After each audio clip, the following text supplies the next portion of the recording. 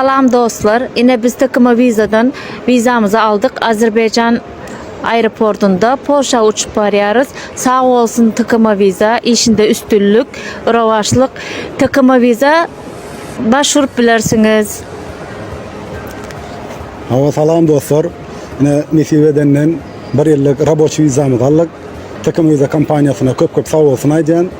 İşlerine üstünlük kazansınlar. Hani takım viza kampanyasına yüz tutup bilirsiniz Nesibe denilen. Salam dostlar, bugün Azerbaycan devletinin aeroportuna takım viza kampanyasynyň kömegi bilen bir ýyllyk iş vizamyzy aldyk. Şuňdan nesip denilen Polşa devletine uçup barýas. Takım viza kampanyasyna hemme oğlanlara köp sag bolsun maýdan.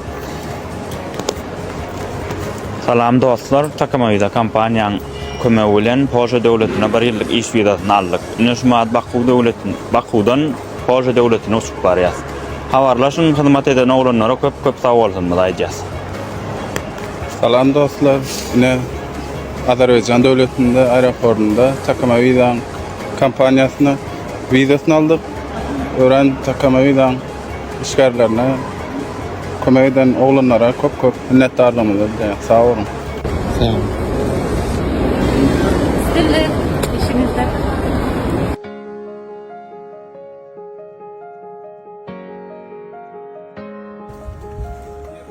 Dostlar, söylediğim müşterilerimiz geldi.